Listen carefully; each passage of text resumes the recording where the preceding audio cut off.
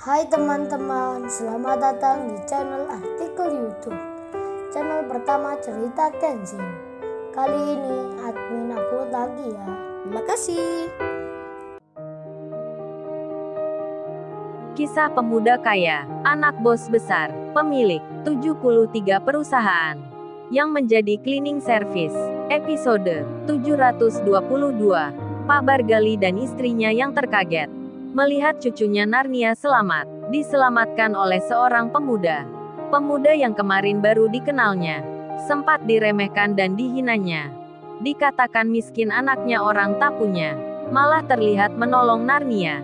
Pak Bargali pun begitu terkejutnya, sampai bilang pada istrinya, "Ma, bukankah dia pemuda yang katanya kerja cleaning service itu?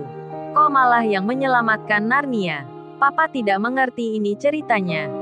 Narnia sampai diselamatkan olehnya. Yang jelas Papa sangat senang sekali melihatnya. "Cucu kita baik-baik saja." Istrinya pun menjawabnya, "Iya Pak, benar itu." Mama jadi lega sekarang, bersyukur sekali melihatnya. Tak terjadi apa-apa dengan Narnia. Kalau gitu Mama setuju saja. Karina ini dijodohkan dengannya. Mama tak ada masalah. Mama malah suka Karina dengannya. Pak Bargali pun menjawabnya, "Baik Mas, sekalian Papa akan menepati janji Papa. Akan menikahkan Karina dengan orang yang menolong Narnia." Pak Bargali pun lupa kalau Kenshin sudah menikah. Karina pun kaget jadinya. Langsung tak terima dirinya. "Loh Papa dan Mama kok berubah sikapnya?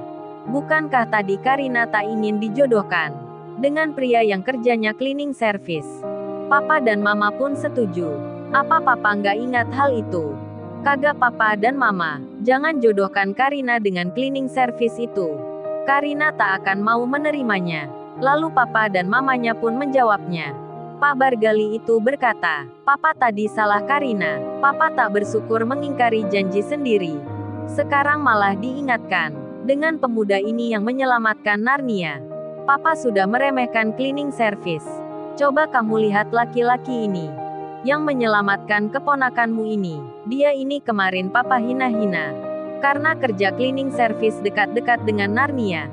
Sekarang malah dia yang menyelamatkan anak kakak kamu. Apa Papa salah dengan hal itu?" Karina menjawabnya, "Ya jelas salah Pak, kenapa Papa tak seperti biasanya? Mama juga begitu. Kok bisa-bisanya memandang cleaning service segala? Katanya tadi hanya diberi uang dan rumah, malah pakai menjodohkan pula." Mamanya pun membalasnya, "Coba kamu lihat pemuda ini. Apa kamu suka atau gimana?" Karina pun melihatnya, ekspresinya hanya biasa. Langsung saja ia bicara, "Ya memangnya kenapa Ma? Teman kampusku banyak yang kayak gini. Mereka teman-teman yang kaya semua. Tak bisa dibandingkan dengan pria ini. Kecuali Karina hanya berterima kasih karena dia yang menyelamatkan Narnia. Nanti Karina akan memberinya uang sebesar dia kerja 6 bulan. Pasti sebagai cleaning service dia akan senang." Mamanya menjawabnya, "Mama kemarin juga begitu, memandang rendah pemuda ini. Bilang kakak iparmu orang yang kaya. Mama bilang juga papamu punya perusahaan raksasa. Tapi dia ini malah lebih kaya. Lebih kaya dari papamu. Lebih kaya dari kita semua. Meski kerjanya cleaning service." Mendengar mamanya bicara begitu, Karina kaget jadinya. Langsung saja ia menyela, "Duh Mama, bisa aja bercandanya. Mana ada cleaning service yang lebih kaya dari Papa. Pengusaha pun masih bisa dihitung dengan jari. Ini kok Mama ada-ada saja. Pekerja kelas bawah dibilang begitu." Papanya pun langsung menjawabnya, "Iya Karina, benar kata mamamu. Mas ini memang lebih kaya dari Papa. Serta dari kita semua." Mamamu tidak bercanda, hal itu benar adanya. Natalia kakaknya pun berkata, "Iya Karina, Mas Kenshin ini sangat kaya sekali. Tak bisa dilihat dari kerjanya. Kakak pun kemarin menghinanya. Dan yang paling penting, Mas ini sudah menikah. Papa dan Mama pasti lupa. Jadi Karina, kamu tak usah khawatir. Kamu tak akan punya suami yang kerjanya cleaning service." Natalia tersenyum bicara begitu. Mamanya pun lalu berkata, "Oh ya Mama baru ingat. Kalau pemuda ini sudah menikah. Jadi sayang sekali ya Natalia. Pria ini tak menjadi menantu Mama." Natalia menjawabnya, "Mama bisa saja bilangnya, Kalaupun Mas itu belum menikah, pasti yang dipilih Rena Larazati temanku yang mengabari barusan. Sebab ini aja dia yang hanya dikirimin pesan. Karina adiknya pun menjadi penasaran. Papa dan mamanya yang baru bilang, pria yang kerja cleaning service itu pemuda yang kaya. Karina pun melihat lagi fotonya Kenshin. Pakaiannya sederhana tak menunjukkan orang berada. Karina lalu bertanya, Pak, apa beneran nih dia orang kaya? Papa tahu dari mana? Pak Bargali menjawabnya. Ya tahu Karina.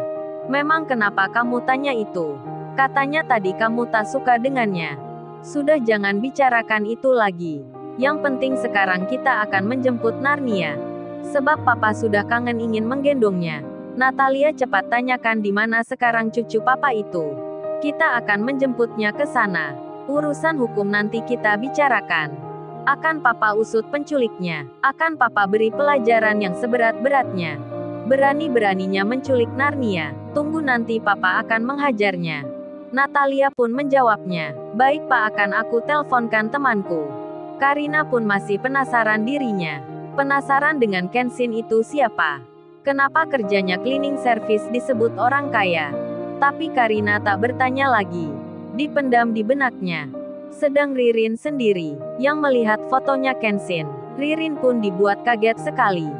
Foto Michi anaknya Wati, benar-benar ada bersama Kenshin. Begitu pula dengan Iwan, yang terkejut melihatnya. Lalu Ririn pun bilang, Mas Iwan, coba lihat tangan Kenshin itu. Kenapa diperban begitu? Apa mungkin yang dikatakan Mbak Rena tadi? Kenshin ditembak orang. Iwan melihatnya lalu bicara, iya Ririn, benar itu Kenshin sepertinya kena tembakan. Kalau gitu jangan beritahukan ke istrinya. Pasti Kenshin tak mau diketahui. Nanti Kaori jadi khawatir sekali. Ririn pun segera mengabarkan ke Wati temannya. Wati pun senangnya tak terkira. Kaget-kaget bahagia dirinya. Melihat anaknya baik-baik saja. Wati pun juga sama, tak sabar ingin menjemput anaknya. Tapi belum ada kabar lagi tentang Kenshin itu di mana. Sedang keluarganya Maya, yang kehilangan keponakannya, masih dirundung panik yang tinggi. Sampai saat ini tak tahu kabar tentang Chika. Lalu Anggun temannya bicara, Maya, coba kita tanyakan ke Mas yang bernama Kenshin itu. Siapa tahu Mas itu melihat Chika keponakanmu. Kita tunjukkan fotonya. Barangkali saja dia pernah melihatnya. Maya pun menjawabnya. Ah kamu Anggun, ada-ada saja bicaramu. Bukankah kemarin kita ke rumahnya? Dan dia katanya lagi pergi ke Belanda. Masa harus tanya tentang Chika padanya? Jangan-jangan kamu Anggun yang ingin berkomunikasi dengannya. Masalah Chika sangat mustahil diketahui Mas itu. Anak kecil kok ditanyakan padanya. Sangat tak mungkin sekali diketahui olehnya. Anggun menjawabnya. Ya namanya kita mencoba dan berusaha Maya. Apa salahnya kita mencobanya? Lagian kan Mas itu relasinya banyak sekali. Nanti bisa ditanyakan ke orang-orang yang dikenalnya. Ke perusahaan-perusahaan yang dimilikinya. Makin banyak orang yang kita kabari. Kemungkinannya besar sekali Maya keponakanmu ditemukan. Maya pun menyahutnya. Itu kan cuman teorinya saja Anggun. Mas Kenshin itu kan lagi keluar negeri. Jadi bagiku tak mungkin sekali. Tapi nggak apa sih kalau kamu yang mencobanya. Kemarin kan kamu diberitahu nomor handphone Mas itu oleh ayahnya. Jadi coba saja kamu hubungi. Atau mengirim pesan ke dirinya. Anggun pun menjawabnya. Baik Maya, aku akan mencobanya. Maya temannya pun pesimis sekali. Tak mungkin baginya. Jika keponakannya yang hilang, akan didapatkan kabarnya. Dengan bertanya pada Mas itu. Lalu Anggun mencoba menelpon Kenshin. Terdengar nada sambungnya. Kebetulan HP Kenshin sedang dinyalakan. Anggun pun bilang ke Maya. Oh ini bisa Maya, teleponnya bisa dihubungi. Maya pun bertanya. Lalu kenapa Anggun kamu membatalkan teleponnya? Anggun menjawabnya. Aku segan Maya kalau menelponnya. Kan baru kenal dengannya. Maya menyahutnya. Kalau gitu jangan deh Anggun bertanya padanya. Percaya aku deh hasilnya sudah bisa diprediksi. Mustahil Mas itu mengetahui tentang keponakanku Chika yang hilang. Anggun menjawabnya. Jangan gitu Maya, ini aku kirim pesan saja. Aku kirimkan foto keponakanmu. Anggun mengirim fotonya Chika sambil menulis tanya. Oh ya Mas, kalau tahu anak ini, pernah melihatnya dimanapun atau pernah berjumpa di suatu tempat, tolong kabari aku ya. Aku Anggun. Anak ini keponakannya Maya temanku, yang hilang diculik orang. Maaf mengganggu waktunya. Terima kasih sebelumnya. Pesan itu langsung mendapat jawaban. Kenshin menulis kalimat, oh anak ini ternyata keponakannya Mbak Maya. Jadi kebetulan sekali aku sedang mencari keluarganya. Katakan pada keluarga yang bersangkutan, anak yang dicarinya kondisinya baik-baik saja, tak usah khawatir lagi. Keponakannya sudah aman. Sekarang baru sampai di Jerman. Ini lagi bersama anak-anak yang diculik. Mereka sudah selamat. Kenshin mengirim fotonya. Seketika itu juga Anggun pun melihatnya. Anggun membacanya. Langsung kaget sekali dirinya. Jantungnya berdetak tinggi. Anggun bilang ke temannya, Maya, gila-gila Maya. Aku tak percaya ini. Mustahil sekali Maya. Jika keponakanmu selamat Maya, keponakanmu ditemukan. Mas Kenshin ini yang mengabarkan. Anggun bicara sambil deg-degan hatinya. Kagetnya belum hilang.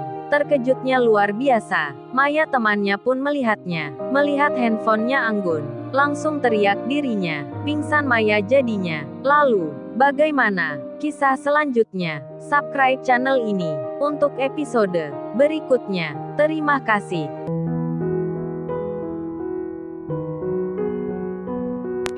Jangan lupa ya guys, untuk kelanjutan ceritanya ada di artikel YouTube.